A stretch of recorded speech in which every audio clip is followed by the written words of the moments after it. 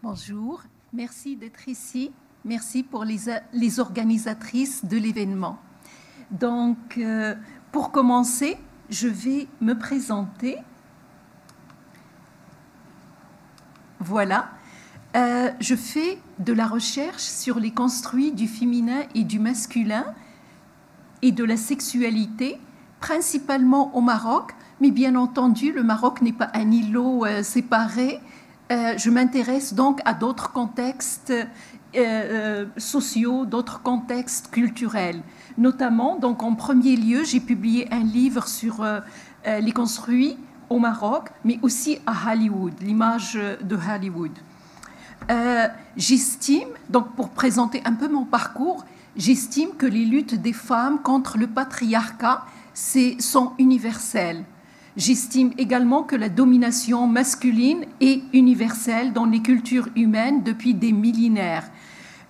Donc j'adhère à un féminisme qui puise sa légitimité dans le principe universel des droits humains, ou des droits de la personne, comme on dit au Québec. Dans mes travaux, j'arrive à la conclusion que l'écriture du corps, comment on imagine le corps, d'un point de vue socio-culturel et politique, joue un rôle déterminant dans l'infériorisation des femmes, ici et ailleurs. Comme j'habite au Québec et à Montréal, j'ai étendu mes recherches sur les construits du féminin et du masculin et de la sexualité donc à Montréal. J'ai publié donc un livre qui vient de sortir sur les affiches publicitaires, quelques affiches publicitaires, et l'analyse du discours des affiches publicitaires à Montréal, en termes du construit des corps toujours. La méthodologie que j'ai poursuivie, j'ai marché pendant 5 ans, donc de décembre 2011 à décembre 2016, dans les rues, un peu au hasard, et j'ai voulu capter ces photos tout simplement telles qu'elles se présentent à nous. Donc on a travaillé toute une journée, on les croise, c'est un peu brutal comme phénomène, mais c'est très insidieux, très inconscient. Donc je les ai prises de façon très spontanée. J'ai fait quelques retouches dans le sens où j'ai effacé les noms de produits. De toute façon, toutes les compagnies sont coupables de sexisme. Et j'ai jumelé des photos pour faire ressortir les construits du féminin et du masculin. Et j'ai titré les photos pour ressortir le message insidieux de ces affiches publicitaires. J'ai également adopté ou écrit un texte court et accessible pour guider le lectorat dans la compréhension ou le décodage de ces images. Le premier constat, c'est que malheureusement, les sociétés ont évolué. Il y a eu un travail qui a été fait par les associations de femmes, les groupes de femmes, et d'un point de vue légal, juridique, dans les mentalités également, le principe de l'égalité des sexes est ancré dans les mentalités. Ça fait partie, quand on parle aux gens de l'identité culturelle, nous sommes d'accord. Mais malheureusement, il y a un discours insidieux qui tire dans l'autre sens et dans le sens du sexisme et de la stéréotypisation des sexes. Donc c'est un discours que je vais exposer, ou que j'ai exposé dans le livre, mais que je vais exposer ici en 3 parties. La stéréotypisation des sexes, comment on représente les femmes et les hommes, dans une dualité, dans une dialectique. La dépréciation des femmes, parce que ça vient malheureusement avec une dépréciation du corps féminin et de l'être humain féminin, et la marchandisation du corps féminin. Donc la fabrique du féminin et du masculin. Donc on voit que le discours publicitaire participe à la construction, au construit d'un féminin, d'un masculin, qu'on croyait qu'avec les études en sciences humaines, les recherches en sciences humaines et sociales, qu'on croyait qu'on avait déconstruit. Donc on l'a déconstruit dans le savoir, mais pas dans la pratique publicitaire, pas dans la pratique de l'économie du marché. Par exemple, ici, on voit 3 objets.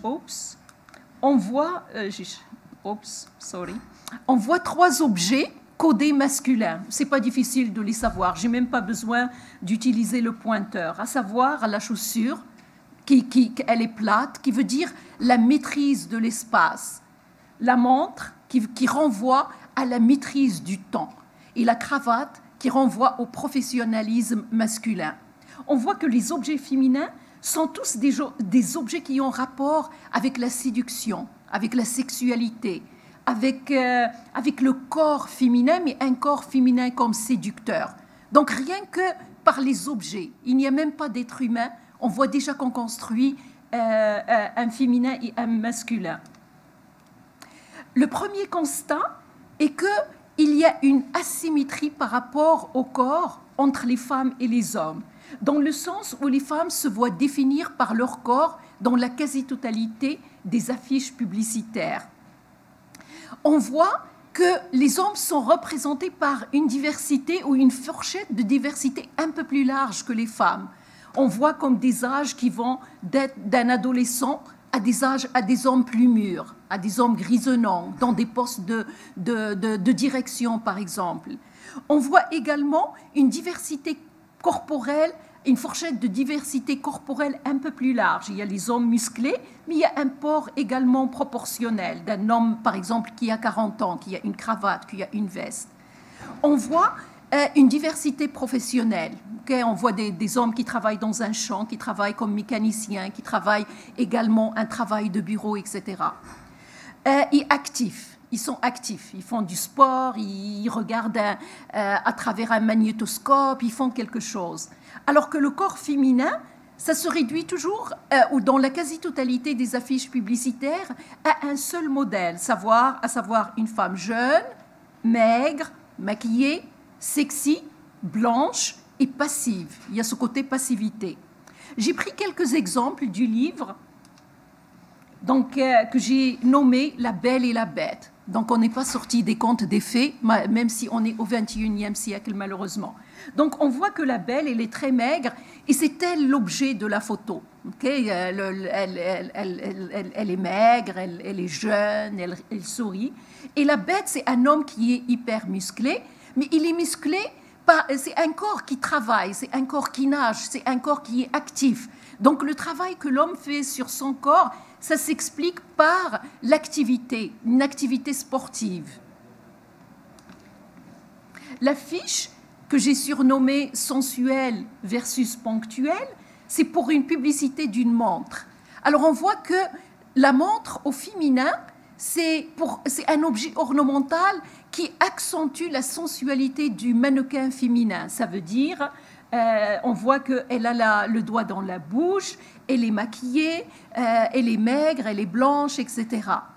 Alors que la montre portée par le mannequin masculin, ça renvoie au professionnalisme masculin, à la ponctualité. Il a des vêtements de travail, des vêtements fonctionnels, il a un regard pensif qui réfléchit, qui agit, qui a une maîtrise sur le temps, sur le monde. Une autre affiche que j'ai intitulée « Passive versus actif », on voit le Père Noël avec une certaine corpulence, et il est actif, il distribue des cadeaux. Alors que Madame Noël, c'est elle le cadeau, c'est elle le corps qui s'offre en cadeau, c'est-à-dire encore un mannequin féminin passif ou une représentation du corps féminin passive. Donc les femmes se définissent par leur corps et pour reprendre les paroles du sociologue Pierre Bourdieu, il dit « Malheureusement, on a construit les femmes comme un corps pour autrui et un corps perçu. » 40 ans plus tard, on en est toujours là. Okay, parce qu'il a écrit ça dans les années 90. Bien entendu, malheureusement, ça s'accompagne par un différentiel de pouvoir entre les sexes. Et ce différentiel de pouvoir, il est visible sur les affiches publicitaires. On voit que la quasi-totalité des mannequins masculins, ils sont représentés par la position verticale, on est en hauteur, alors que la quasi-totalité ou une bonne partie des mannequins féminins, ils sont représentés par des positions allongées, assises, aux pieds, et puis dans des positions irréaliste, le dos cambré, etc. Mais ces positions horizontales, verticales, ça crée une hiérarchisation dans l'imaginaire collectif. Donc c'est ça qu'on est en train de créer. Cela va sans dire que ça s'accompagne par une dépréciation des femmes. Et cette dépréciation est de l'ordre de déprécier le potentiel humain des femmes. On reconnaît seulement le corps, mais tout ce qui est humain est évacué. Tout ce qui est accomplissement personnel est évacué. De même pour les accomplissements professionnels, les ambitions, la subjectivité, les opinions. Finalement, ce qui fait qu'un être humain est un être humain à part entière. Donc on voit dans l'affiche publicitaire, et ça c'est à Montréal au XXIe siècle, et ça passe inaperçu, une jeune femme assise au pied d'un homme. C'est dégradant, pour le moins qu'on puisse dire. Donc le corps, comme les femmes se voient réduire à un corps pour autrui, avec la dépréciation de leur humanité, le corps devient un outil de surveillance, un outil de contrôle, et donc un outil d'exploitation et d'aliénation. On inculque aux jeunes femmes, on inculque aux femmes des normes de beauté irréalistes et irréalisables. Des chercheurs ont travaillé là-dessus. Et je parle, par exemple, ça a déjà commencé dans les années 90 avec Naomi Wolf, qui a écrit Le mythe de la beauté. Ça continue avec des chercheuses comme Mona Chollet, qui a écrit Beauté fatale. Et on se rend compte, on arrive à la conclusion qu'en fait, les normes de beauté ne sont devenues aussi oppressantes que lorsque les femmes, dans les années 80-90, ont réussi à déstabiliser avec succès le paradigme du patriarcat traditionnel des années 50, 60, etc. Ça veut dire la femme mère, la femme épouse, femme au foyer, etc. Donc les femmes, elles ont un accès massif au travail, à l'éducation. Et de nos jours, ça ne se fait pas de dire, bon ben non, les femmes, elles ne peuvent pas étudier. Non, les femmes ont montré qu'on est capable d'investir l'espace public. Donc c'est à partir de ce moment-là que il semblerait qu'on a mis d'or par la porte et rentré par la fenêtre, et de façon insidieuse, parce que ça porte tout sur le corps. Donc on offre aux femmes une mission impossible. Ça veut dire une maigreur, un corps d'une maigreur irréalisable et irréaliste, et maladif d'ailleurs. De cette femme, elle a été photoshopée. Le cou est encore allongé. Elle n'a même pas d'intestin tellement elle est maigre. Elle n'a pas d'estomac. Les cuisses rallongées, les jambes allongées, etc. Donc, c'est des normes de beauté qui n'existent pas dans la réalité. Donc, ce qu'on offre aux femmes ou aux jeunes filles, c'est un mal-d'être dans son corps qui est structurel, qui est construit, qui est collectif, qui n'est pas individuel. De façon analogue, la jeunesse. Donc, c'est cet appel à être jeune et jeune tout le temps. Mais la jeunesse ne se définit pas comme par un esprit révolutionnaire, un esprit qui va réécrire les traditions qui sont périmées, etc., mais par un corps fétichisé. C'est une mission impossible. Nous marchons, la vie, c'est un chemin à sens unique, et on va dans un sens unique en termes de vieillissement du corps. De façon similaire, donc même les rares cas où on montre une femme professionnelle, on fait allusion au côté relationnel, au côté des femmes t'as besoin, ou on a besoin d'un homme pour être défini. Je comprends que le jeu de mots est tentant, mais la question qui se pose, pourquoi on n'a pas choisi une équipe, un corps personnel, un corps de médecins ensemble, une équipe, ou encore, si on inverse les rôles, est-ce qu'on verrait un médecin avec une blouse blanche et tout le tralala de la profession sur l'édifice, un édifice hospitalier, en train de dire « ici, c'est ma feature blonde ». Et même qu'on ferait ça, ça n'a pas le même sens dans le monde où nous baignons, où il y a une domination masculine encore dans les mentalités. Donc cela est pour dire quand on analyse ce discours publicitaire, que finalement, les femmes se font déshumaniser. Je comprends que le terme est trop fort, mais quand on renie les capacités humaines, le potentiel humain d'une personne humaine, et on la réduit à un corps fétichisé, c'est un processus de déshumanisation. Et on le voit d'ailleurs dans certaines affiches comme celle-là. C'est pas moi qui ai photoshopé l'affiche. Elle était comme ça, où le visage est complètement effacé. Tout ce qui compte, c'est les cheveux qui sont travaillés et le port d'un corps qui est très mince, très maigre. Donc, quand on marche dans Montréal, donc ce processus de déshumanisation, c'est un processus d'objectivation, mais également de marchandisation, qui fait que les femmes sont représentées comme des marchandises qui servent à vendre d'autres marchandises. Mais elles ne sont même pas représentées comme un corps en entier, mais par des morceaux de corps, comme des morceaux de choix chez un boucher. Désolée pour l'image, c'est un peu fort, mais quand on regarde l'ensemble de ces images, donc c'est des seins, c'est des bouches pulpeuses, c'est des ventres plats et irréalistes, c'est des jambes, puis c'est des normes de beauté qui ne correspondent même pas à la réalité. Comme par exemple, cette femme-là, elle n'est même pas humaine, c'est même pas un visage humain. Donc, processus d'objectification des femmes, marchandisation du corps féminin qui prend plusieurs formes.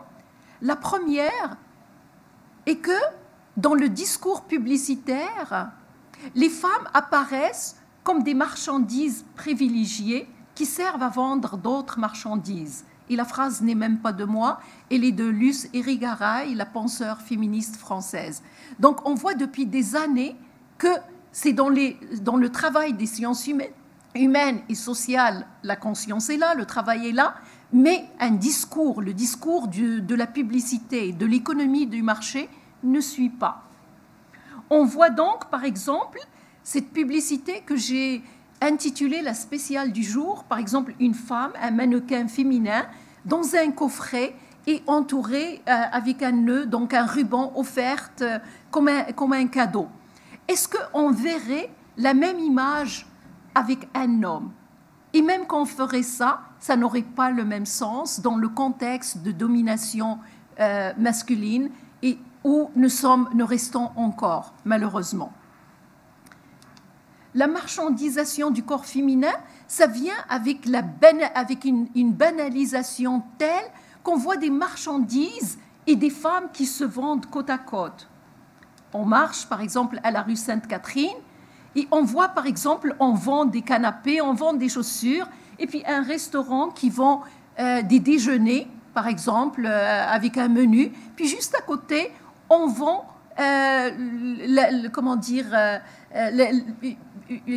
la consommation visuelle d'un corps féminin. Mais on ne voit pas que on vend ce corps-là comme on vendrait une marchandise juste à côté, les chaussures, les canapés, etc. Je crois que celle-là, c'est le summum en termes de cynisme, parce que, encore, c'est sur la rue Sainte-Catherine, pas loin des campus universitaires McGill, Concordia. C'est un espace commercial alloué qui est représenté par un corps de femme, donc qui exhibe ses seins, qui a la main entre ses cuisses, et toujours cette position d'appel sexuel, ou le regard sexuel, ou de la séduction. Donc, c'est une adéquation entre un espace commercial alloué et le corps féminin qui est alloué. Donc, c'est vraiment aller loin dans le terme de marchandisation du corps féminin et banalisation, parce qu'on y passe tous les jours et on ne le voit même pas. En termes de conclusion, le discours publicitaire, je n'ai pas à vous l'apprendre peut-être, mais c'est un discours qui est sexiste. Comme corps, un idéal du corps féminin, c'est un corps jeune, maigre, sexy. Et bien entendu, ça a un impact négatif sur la santé mentale, la santé physique et le bien-être des femmes, mais aussi la non-reconnaissance des accomplissements des femmes. c'est un discours colonial ou qui se situe dans la continuité du discours colonial, dans la mesure où le mannequin, que ce soit homme ou femme, les mannequins sont blancs ou alors de peau blanche. Ça veut dire que la personne euro-américaine, elle se pose comme standard de l'humanité. Donc on voit que ce modèle s'exporte dans d'autres cultures avec un appel à être blanc. Et on voit que il y a une grande industrie à ce niveau-là, qui est les produits, les crèmes pour se faire blanchir la peau, mais également se faire débrider les yeux, ou alors se teindre les cheveux en blanc, ou alors des lentilles coréennes pour avoir les yeux plus clairs, etc. On voit une invisibilisation donc des autochtones, des minorités culturelles, et j'ai noté une tendance des dernières années que c'est apparu après l'apparition du livre, donc ça apparaît pas dans le livre, mais on tend à représenter par exemple la communauté des personnes qui sont issues, nées dans les pays musulmans, par une jeune femme, c'est jeune, elle est toujours jeune, mais elle porte le voile. Et donc ce voile est censé comme représenter la communauté des musulmans. Mais il faut faire attention, les musulmans, c'est n'importe quelle personne qui est née dans un pays musulman. Ça va des personnes qui sont complètement laïques, voire athées, à des personnes fondamentalistes, mais à toutes les nuances qu'il y a entre les deux. Donc c'est vraiment un discours qui est monolithique, mais un discours qui est en train de valoriser la surenchère du religieux et de valoriser tout le discours du voile comme une vraie identité musulmane et dévaloriser le travail que les féministes font dans les pays musulmans pour libérer les femmes d'un ensemble de carcans qui pèsent sur leur propre corps dans le port du voile qui n'est pas choisi. Donc, je veux bien croire qu'il y a des femmes qui choisissent de porter le voile, mais de là à l'imposer comme une identité culturelle musulmane, c'est quand même prendre une partie prise pour les discours conservateurs au détriment des voix progressistes. La publicité relève d'un discours plus large. Donc, quand on voit, par exemple, Hollywood, quand on voit la culture populaire, que ce soit le hip-hop, que ce soit le rap, que ce soit les revues, etc., tout ce qui est véhiculé par l'économie du marché, les séries télévisées, certaines séries télévisées également, on voit que ça fait partie d'un même discours, un discours qui est cohérent, qui est constant et que nous matraque avec les mêmes construits du féminin et du masculin. Et c'est également un discours qui structure les vies humaines autour d'un cycle de production, de consommation et de consumérisme, dans le sens que ça détruit la planète et ça a un impact sur l'environnement. Or, de nos jours, les scientifiques disent qu'on a peut-être 10 ans, peut-être 20 ans maximum pour changer notre mode de vie si on veut survivre en tant qu'espèce sur cette Terre. Mais non, les décideurs ne font pas ça. Donc, en termes de conclusion, j'ai parlé de différentes actrices, acteurs de la société civile qui sont frustrés par ce discours publicitaire sexiste, colonial, destructeur de la planète. Donc, il y a possibilité de faire un travail collectif et un travail individuel et des actions concertées avec le communautaire, avec les penseurs, les chercheurs, pour déstabiliser, déconstruire ce système, ce mode de vie qui ne convient pas aux productions scientifiques et à la conscience humaine en termes d'égalité entre les sexes, mais aussi de prise de conscience environnementale. Merci.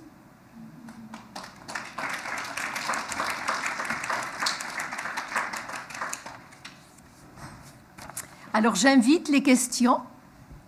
On a un bon 30 minutes pour les questions, donc soyez bien à l'aise. Puis je vous inviterai peut-être à vous lever puis aller au micro. Je vais essayer de le déplacer.